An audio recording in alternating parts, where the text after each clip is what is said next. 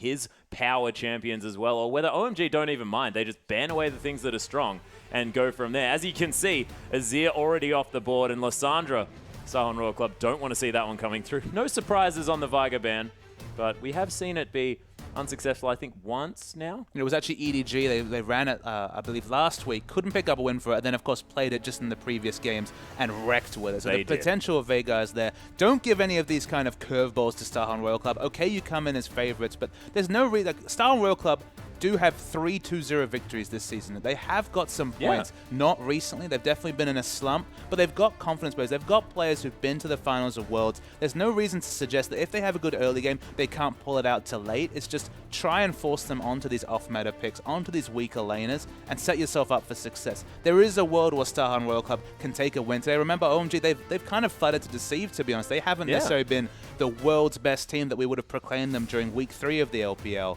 We'll have to wait to see the pick and bans end up as Janna and Kassadin are on the sidelines. Yeah, one last ban to come through here for Royal Club. Kassadin, no surprise there. It seems that OMG just don't want to see the powerful picks to come through. I mean, there are the likes of Hecarim still there here for Insec. Jarvan is going to be the final ban aimed at Loveling here. A respect ban, but the likes of Rek'Sai, of course, as it gets hovered, are available. We'll see what they decide to go with. Of course, with Lissandra on the bench, you know, the other sort of high priority pick would be that Kalista, and of course the Gnar, but we'll see what Royal Club decide to do. And a little bit of a cheeky Zed hover, maybe a little bit of taunting to cool there. The first person though to bring out Zed in competitive play was actually Insec on the jungle Zed when he hit international play many years ago. I believe it was the release patch of Zed, paid the jungle Zed before the nerfs came through on his E ability. The Shaco, that's obviously the one we all dream to see at some point during the LPL this season. It's usually a once-a-season wonder, but Hecarim and Thresh, very nice pickups to start off the draft for Starhorn Royal Club. Yeah, of course, that Hecarim could be going into the jungle, but yeah, have a look at those summoner spells, and I have a feeling Cola might be taking that one to the top lane. The immediate response is going to be going, picking away that Gnar, and Loveling now has his choice, and Uzi is definitely going to take that Kalista any day of the week. I didn't even consider the fact that Kalista's escaped the picks and bans. Of course, this is a champion, even with its struggles in form, that's so feared as Uzi's Kalista that's been banned consistently against OMG. It's picked away here. Well had a horror of a time against Kalista in previous games. Gonna take the Graves, gonna go for a laning matchup that's pretty decent early, but well, I mean, the level 2 spikes have been troubling him. Maybe Starhorn Royal Club want to get those aggressive wards down and just get that lane swap. Or maybe just take the Gromp. You know, just make sure that you can get to that level 2 at the same time. Things aren't necessarily going to be as much of an issue. Cloud, thinking about a Nami, I don't know whether that one's going to come through, but Well's going to make it 5 Graves games in a row with this pick, and things have not necessarily been working out. And I wonder if it's just, you know, this is what he's most comfortable on, just hasn't necessarily worked out. Or whether, you know, maybe there's something that a trick in his sleeve he's going to be able to bring out. Of course, some of these picks coming through late in the draft. I mean, this is Ahri in what, the 5th round of picks coming through for Cool. Cool's Ahri. Yeah. I mean, like, sometimes I don't say Cool, I just say Ahri, because like he's so good at that champion. Like it's unbelievable how strong he is at Ahri. Have you been playing much Cool in the solo queue recently, Papa Smithy? I try to when I want to win. Of course, this is patch 5.2, so this is super powered Ahri. Yeah, that's exactly right. And it's going to end up with Korn on also his signature champion, so at least he's going to have a chance to bring out the Orianna. We have not seen a lot of Orianna play. So many pick mages, the likes of LeBlanc and Ahri as well, really been hitting the picks, but this is Starhorn Royal Club with a very comfortable team. Of course, the curveball is the Hecarim top, but otherwise, definitely the sort of comp you might have seen them running back at Worlds. Yeah, and there is this ball carrier situation here as well with both the horse and the cat possibly launching themselves into these team fights. Korn having fairly easy decisions with that shockwave. Of course, you get a fear on everyone with the Onslaught of Shadows. If you instantly shockwave, you're going to guarantee that hit, but we're going to go through these matchups, and Gnar versus Hecarim, as far as that lane goes, sort of 1v1, where do you put it? look, I think Na wins the matchup early. Of course, Hecarim just kind of wants to weather the storm. He can just maybe build the Phage first. He doesn't have to build armor. Builds towards Trinity Force. Just going through these matchups, there's so many power picks. Man. We're talking Go-Goings, Na, Cools, Ahri, and Kalista coming through from Uzi. These are scary pickups coming through from the OMG lineup. If they can't play with confidence and blow away Starhorn Royal Club with this team comp, then I really worry for them moving into playoffs. But Starhorn Royal Club, they have some power picks. They have comfort picks on a lot of their players. They have a chance in this game. As you mentioned, the ball carrier situation, wonderful for Korn, but the real risk with Orianna is that the game finishes before those 2 3-item power spikes come through from the Orianna. If it's just a 1-item power spike, it's just the CC. But if we get to late game, Starhorn Royal Club, they've got a chance. Yeah, well, we'll see whether they can actually utilize that chance as we hop onto the Rift.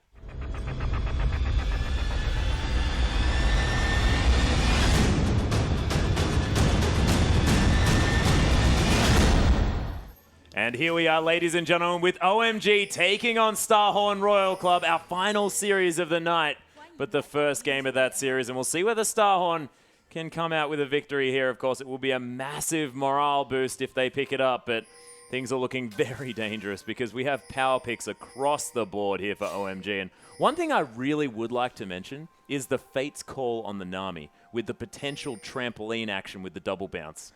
With the fact that you launch yourself in and then you can throw out that insta bubble and you can knock them all the way back up again. You could third time knock them up with of course. Oh man, the triple bounce.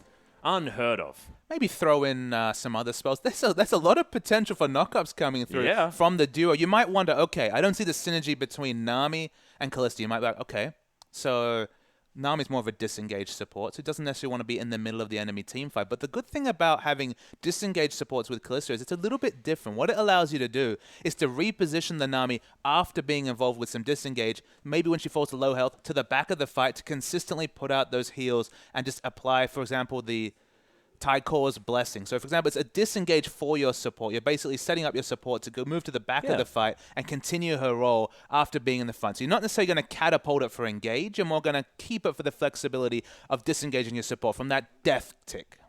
And there's also the fact that, you know, they have the Unburrow here from the Rek'Sai as well. I mean, there's just... I'm admittedly still on the knock-up train, but I'm incredibly excited about it. And we'll see whether OMG can use that to great effect because, of course, it lines up Charms so easily. Go-Going's going to be able to get massive Nas potentially as well if they get into a team fight phase. But this comp also works beautifully for just getting picks around the map as well. I mean, the moment you talk about Ahri, you know there's going to be pick potential coming through.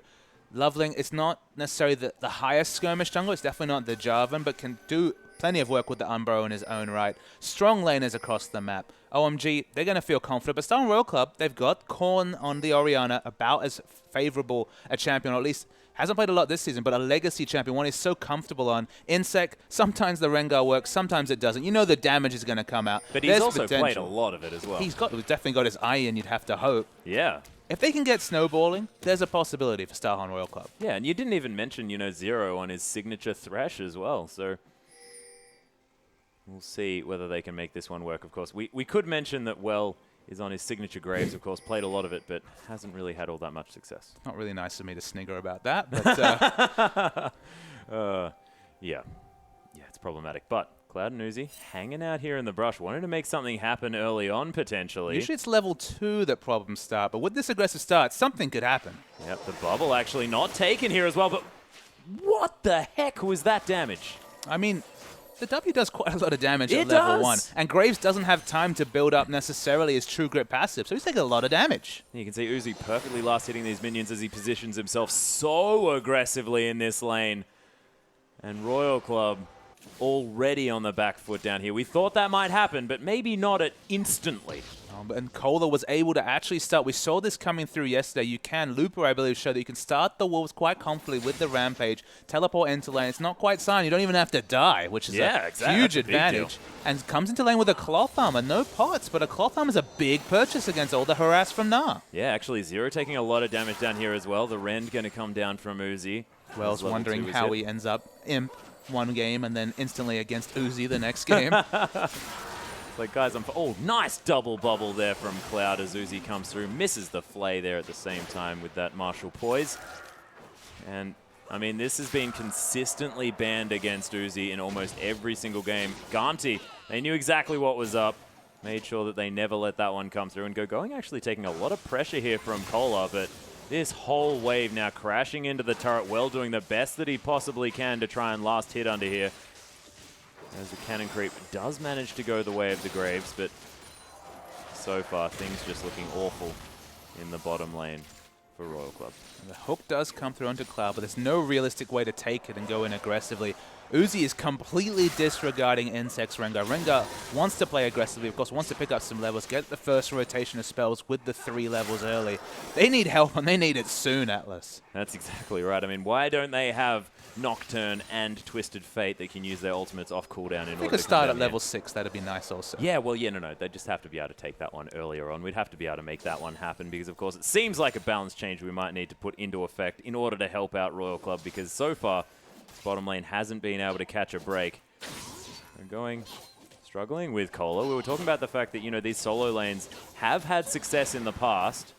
And Cola, I think it's worth knowing, it's a massive purchase to start the lane with cloth armor. Of course, only the 15 armor in the late game, but in the early game, able to shrug off the harass from going. I already told you, Na should win this lane quite comfortably. Yeah. As Hecarim needs to get into effectively melee range a little bit further for the Rampage. He's able to shrug off the damage coming through, just pop the flask charges, and he's doing very happily in the lane. He's keeping up in CS. Yeah, no problem here at all. Loveling was looking for some potential attention here in the mid lane, but instead, actually going to be tunneling around Korn here as Cool getting aggressed on Korn, though, is going to fall down. That is going to be first blood going over to Loveling, and Cool took a lot of damage. Insect actually flashing forward here. He gets the kill onto Cool. Loveling going to burrow after him, see what he can do. That knock-up was insane, getting him out of that leap, but I have a feeling he might be okay here as Preyseeker does come through. There's the bowler as Insect struggling here just a little bit. That W for the heal was so necessary as he makes it under the turret, but 1 for 1.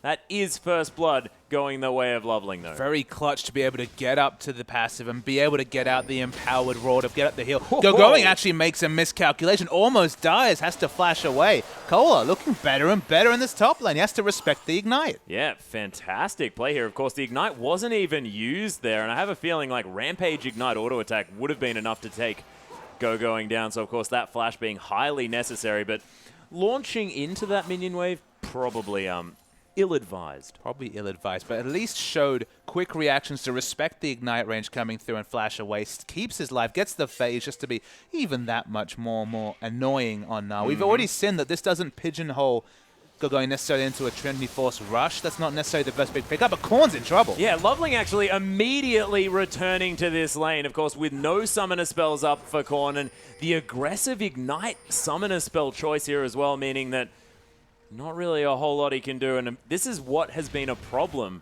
for Oriana's, on this patch and in this season. I do like the Ignite choice because at least it doesn't cede advantage. It doesn't say, I'm going to take barrier or heal and want to survive the lane. He's going for potential kill pressure. Okay, he was baited by Cool, put out the very tasty Ahri bait earlier in the game as the trades continue in top lane. At the end of the day, at least with the Ignite, he has the chance to go for the burst trades. He's going towards the Merlinomicon, maybe not the Athenes. It could still be the Athenes, but just trying to go battle for battle, keeping up in CS. Definitely doesn't have the roam options of an Ahri, but keeping it competitive is Korn. Oh my goodness. Uzi's use of this Martial Poise is so beautiful to watch as he dodges out of the way of that death sentence. Continuing to shove relentlessly on this lane. You can see 57 to 29 CS. That's almost double at 7 minutes into the game. No, it's more than double. Yep. Yeah, that's in fact now more than double. Couple coming through, and that Aqua Prison not going to land, but with the threat of it there, things are always going to be scary. Actually, Loveling going to find Insect here in the jungle, pops a ward down. Loveling very healthy here as well, and the blue buff's live. Insect has to be careful. The issue is that Insect's jungle pathing is going to be so predictable this game. You just look at the matchup being like, all right, he's going to need to gank for this bottom lane. You know he's going to be in the bottom half, and Insect's been caught. Yeah, speaking of being predictable, Cool just catches him out, finds him at the wolf camp, and he's just going to return over and pick up a blue buff here as well. And this is the power of having your bottom lane so far ahead. Let's just talk about how many levels ahead OMG are thinking and playing on. I love the fact that they understand, all right, Uzi is just completely styling over well, doubling his CS. So what's Rengar going to have to do? He's going to have to get a gank, and he's going to need to position around the bottom lane. If that's predictable, put the wards down, push your mid laner who's Ahri versus Orianna. Orianna's going to happily wave clear, not be able to rotate like an Ahri, and just have Cool come and get the assassination. If your enemy team's playing predictable and reactive, this is what you can do. At OMG, this has always been their style, and it looks easy. Yep, all too easy here as the dragon falls down as well. Loveling just taking that one away, easy as you like, and, well, he's pushing up a little bit more aggressively than he otherwise would like. Only level 5 to level 6 of Uzi, who has the Fate's Call, just doesn't have anyone to throw right now. Uzi just wants to appear tasty. Might have even tanked up some of the minions just to give himself a chance. Loveling's actually caught between Thresh and Graves, but gets to back away. Yeah, he's going to walk through here as well, and with that level advantage, everything's going to be fine. Has lost a little bit of health, but Zero, now that he's got that side stone, a little bit tankier as far as that health is concerned. And, well, hit that level 6 here at the same time. So collateral damage going to be helping out. Picks up some nice CS there as Gogoing's going to miss his ult here on the top side. Onslaught of Shadows not yet used by Cola. You can tell that Gogoing's a bit unsettled in this matchup. The cloth armor has definitely flustered him, as you say, and it's put him off in terms of understanding his trade damage early. He's just not getting the purchase on his early attacks that he would have expected. Even with the Phage, he's behind in CS to the Hecarim.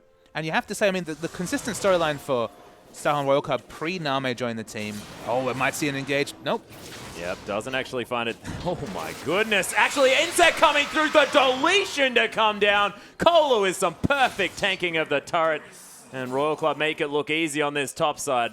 I mean, it's the first time they've really gotten it together. Wonderful understanding between the members to understand how many turret hits to hit. The burst coming through from Insect's Rengar doesn't even have the warrior finished yet, but that was very cute. And what I was trying to say is the solo laners, that's where the focus has been on with the revolving door bottom lane. But Loveling, he's found Cola. Yeah, Cola, he's going to get knocked up by that, by the Unburrow, and that's going to be Loveling easily picking up that kill, and the dive is on here on the bottom side. Uzi just pressuring out this Royal Club lineup. There's the death sentence going to land, but the tidal wave to come through from Cloud, and that is going to stop any advance from Royal Club, as the tower, of course, did go down as well. It's not like they were farming between towers, but you can see OMG more than happy to be all the way pushed up here in this bottom side. I do love the fact that he's not rushing towards the Hurricane, because of course going for the Blade of the Ruin King, you can still go a Ren-centric build. I mean, a little bit of AD, but that's not really the factor you're looking for. Still very auto-attack-centric build. But you're not going to be forced into pushing the wave against Well. Of course, Well, so much more comfortable when he can eat CS up as it pushes into him, because the Hurricane, your only option is to push a wave. But going for the Blade of the Ruin King, it makes him so strong in a duel. Of course, if you get in range of this Blade of the Ruin King, you're going to be able to kill this Graves, but you're also going to be able to hold the wave, ensure no safe farm for the Graves. I love the pickup as an adaptation in this matchup. Yeah, and Gogoing, he does have his ultimate back up again. Loveling's hanging around here, looking to make something happen in the top side.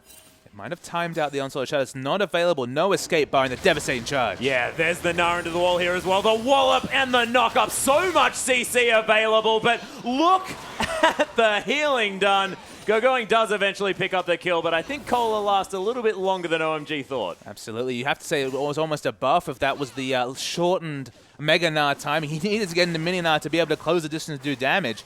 Insect, he's aggressively taking shots. He needs to respect Gogoing and Loveland.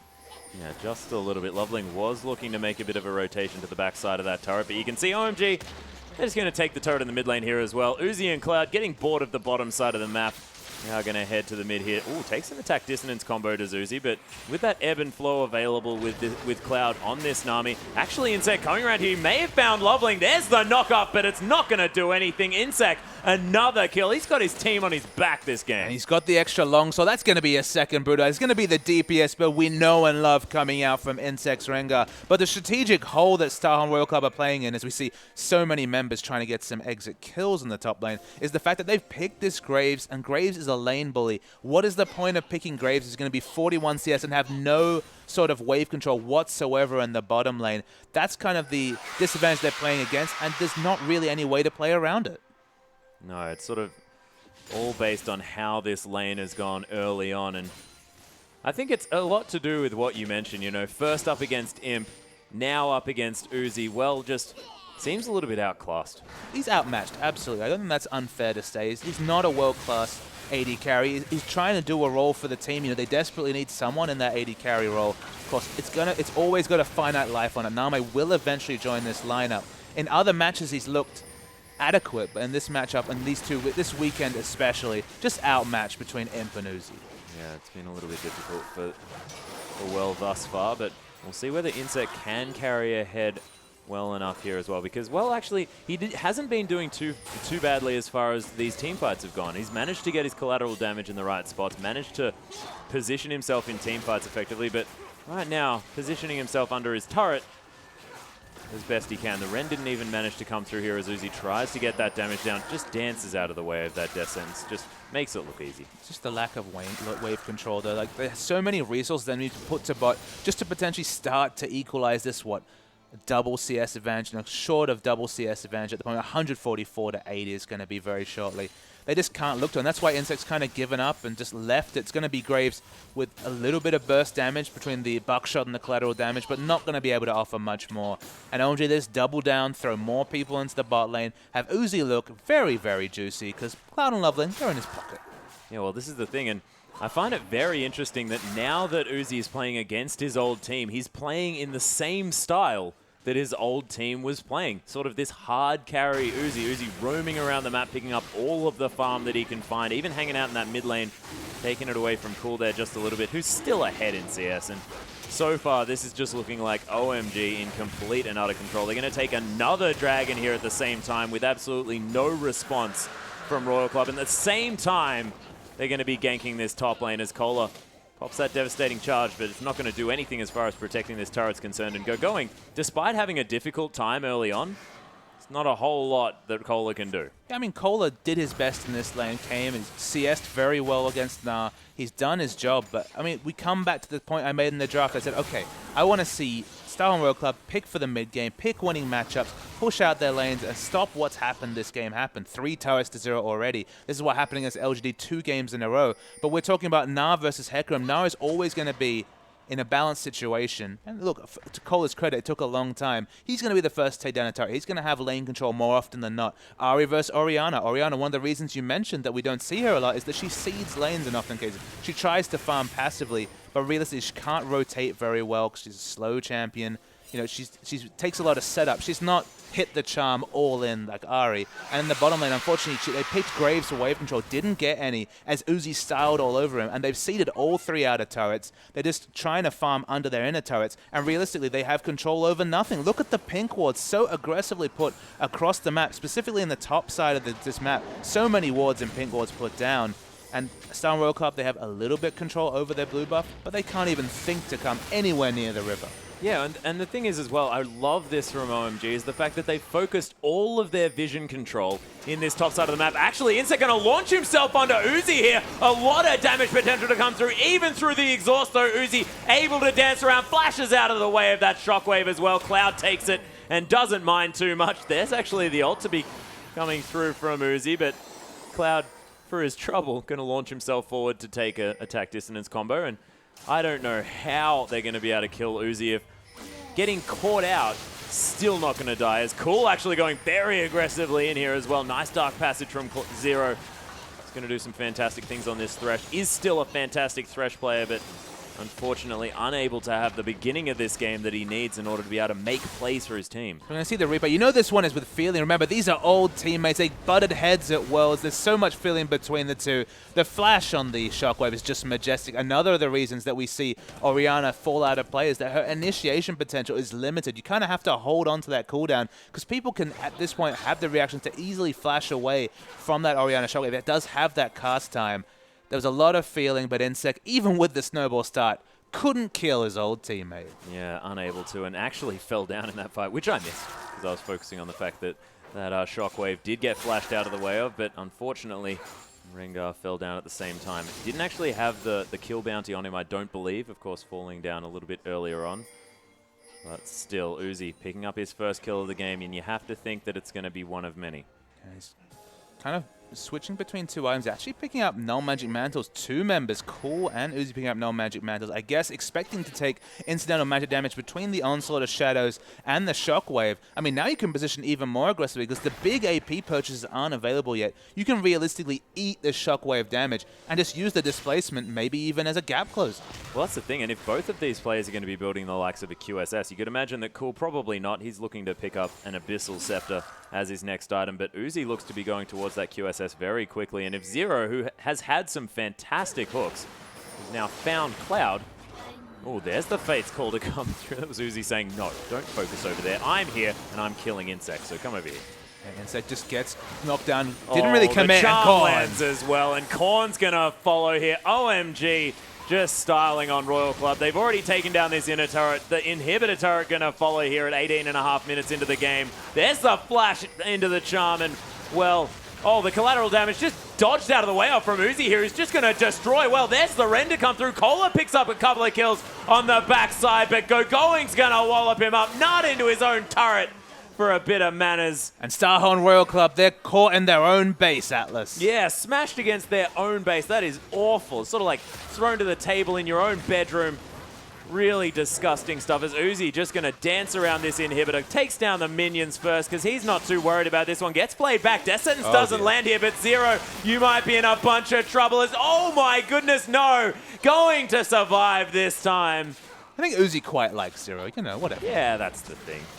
Buddies over here, and Uzi going to spare his life just this once.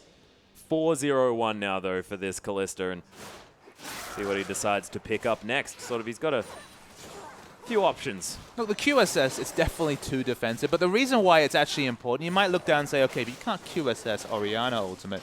That's not what you need to QSS. You need to QSS the bowler, the Empower bowler especially, to make sure you're not in position to eat the Shockwaves. Actually, I do like the early QSS being considered because the Shockwave bowler wombo combo, that's about all that can deal with Uzi. And speaking of dealing with Uzi, he's coming to join the party.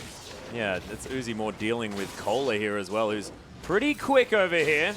Crush going to come down from Going, lands the wall up there as well. The Aqua Prison to come down, and I feel like we shouldn't watch, ladies and gentlemen, as another kill is going to come through to Uzi. Loveling actually dancing over the wall here, flashes out of that Shockwave, and Korn is just getting really, really upset at the fact that everyone seems to have that Summoner spell up at all times. Going just going to leapfrog his way over and take another inner turret. Is that the last one? It is. No, second last inner turret. The top one is still alive, of course. Cool.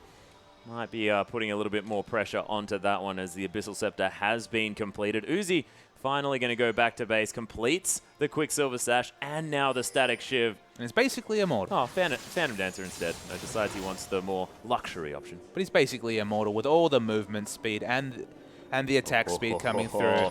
Insect going to find Cool here. Does land the Empowered Bowler, but he might actually die for it. Well comes down, and there's the buckshot for the kill. Insect, he had a plan, and they followed through. So Cool's going to fall and make it 6 kills here for Royal Club, but they're still 8,000 gold behind. Yeah, well squares up the KDA. Going to be feeling a bit better, maybe moving into game 2, but maybe too little too late.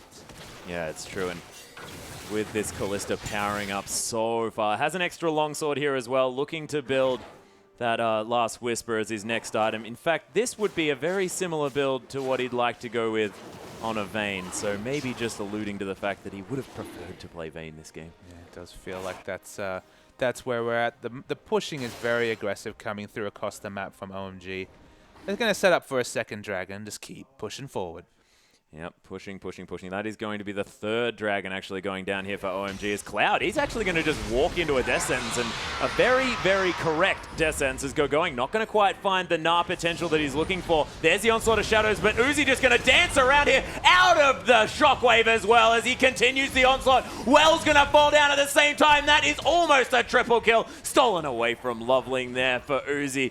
But that was some beautiful dancing from their star AD carry. Yeah, Insect went for the solo kill on Cool for about the 3rd, 4th time. Just wants to pick up some exit kills. Their base is in tatters, and they're going to keep pushing in, maybe even for the game.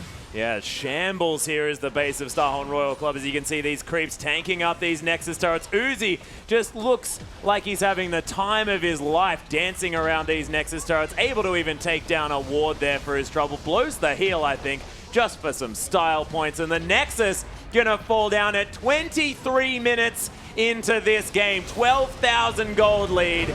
And we're expecting something like this, but maybe not quite that level of domination from OMG. And Atlas, if Uzi's looking for a new nickname, if he doesn't want to stick with Puppy, maybe Tigger, because he bounces around. Looks like he's having a great old time whenever he plays Kalista. And Starhorn Royal Club, what's there to say? They're just completely outmatched at this point.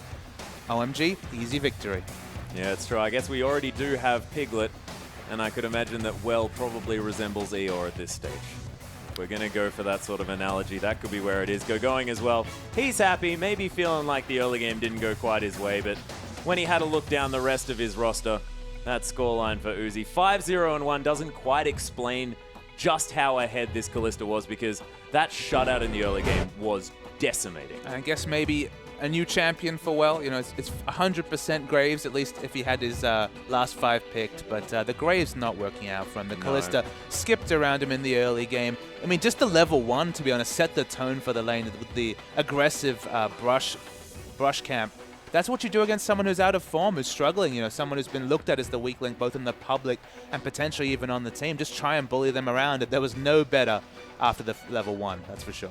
Yeah, that's the zoom in onto Zero here as well. Still not actually looking too upset or anything like that. He's just got a bit of a resting smile there as well. So still sort of calm and collected, and we'll see whether Starhorn Royal Club can pick themselves back up and try and make sort of a name for themselves in their next matchup. Of course, it has been a day of 1-1s. And ladies and gentlemen, after the quick break, we are going to be back with Starhorn Royal Club trying